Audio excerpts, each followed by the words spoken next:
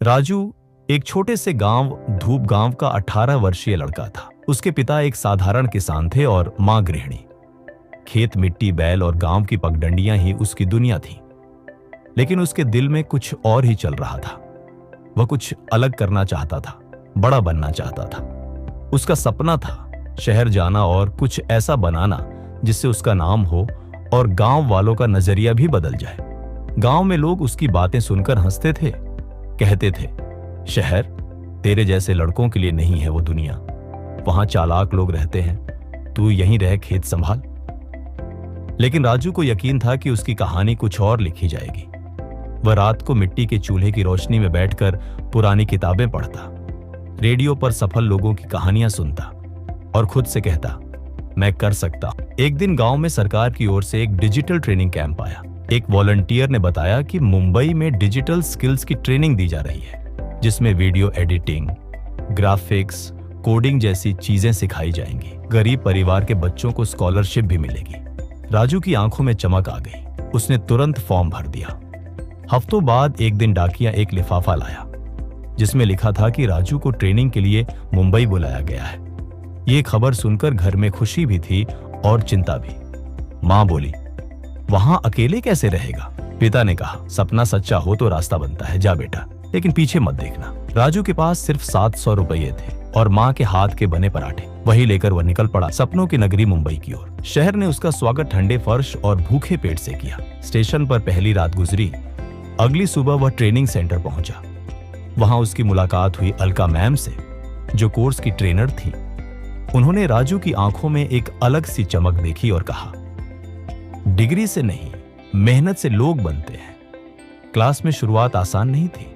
बाकी बच्चे कंप्यूटर पर फुर्ती से काम करते, राजू माउस पकड़ना भी ठीक से नहीं जानता था।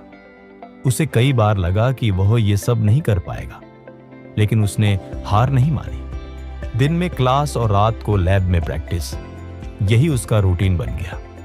एक दिन अलका मैम ने उसे एक पुराना लैपटॉप दिया और कहा, तू ये ले जा, मेहनत कर और दिखा दे कि गांव का लड़का भी डिजाइनर बन सकता है।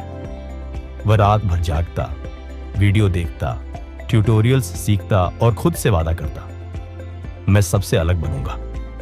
कोर्स में उसके 2 दोस्त बने, अयान और जोया। उन्होंने उसकी भाषा में मदद की और राजू ने उन्हें अनुशासन सिखाया। लेकिन एक लड़का था, कुणाल, जो अक्सर राजू का मजाक उड़ाता था। एक बार उसने सबके सामने कहा, गांव के लड़के को ग्राफिक डिजाइनर बनते कभी नहीं देखा। तू बैल चलाने के लायक है, ये लैपटॉप नहीं। राजू ने कोई जवाब नहीं दिया। बस उस रात फिर से लैपटॉप खोलकर बैठ गया और उस मजाक को अपनी प्रेरणा बना लिया।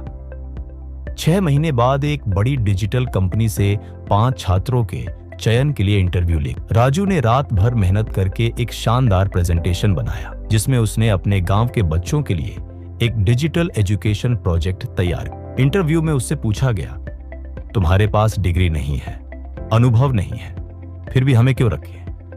राजू ने आत्मविश्वास से कहा, क्योंकि मेरे पास मेहनत की भूख है, सीखने का जुनून है और हार न मानने की जिद है।